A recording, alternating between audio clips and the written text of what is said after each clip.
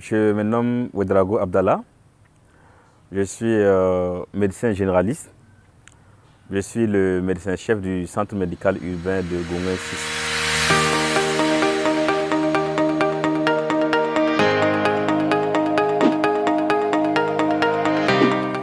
Moi, honnêtement, c'est ma grande sœur qui m'a motivé, qui m'a influencé, je vais dire, parce qu'elle était déjà en médecine. Je pense qu'elle devait être en 3e ou 4e année quand je commençais.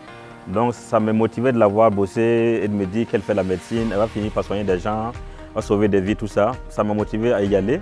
Et quand j'ai commencé, je veux dire que la vocation est venue au fil du temps qu'on faisait la médecine.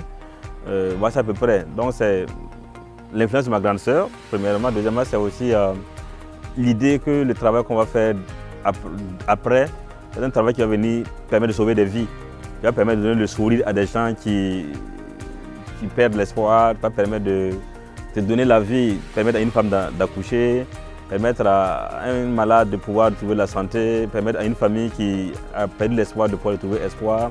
Donc ces motivations-là sont celles qui m'ont amené dans le domaine de la médecine. Pour être utile à son prochain, voilà, c'est un peu les motivations qui m'ont amené dans la médecine. En réalité, moi, je suis slameur depuis longtemps, bien avant de commencer la médecine, depuis le lycée. Mais avec la médecine, j'avais arrêté parce que vraiment, c'était des études prenantes. Maintenant, quand j'ai fini de la médecine, que j'ai commencé à exercer, il y a des choses que je rencontre dans mon quotidien, des patients qui viennent avec des pathologies. Tu les conseilles mais ne suis pas le conseil, ou bien des gens qui tombent malades pour des raisons qui ne tiennent pas, ou bien des jeunes qui ne se protègent pas en circulation. J'ai vu qu'il y a beaucoup de mots dans la société que je reçois dans mon bureau que les gens viennent m'expliquer.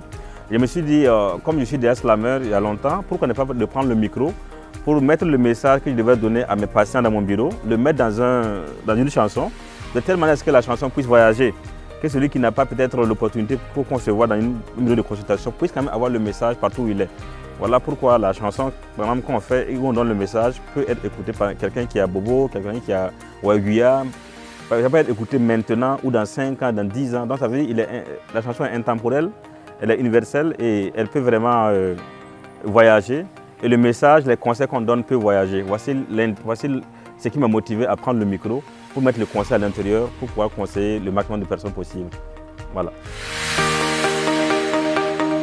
Cher petit frère, pour avoir toutes les informations pour ton orientation pour les meilleures écoles, je t'invite à visiter la plateforme legrandfrère.bf.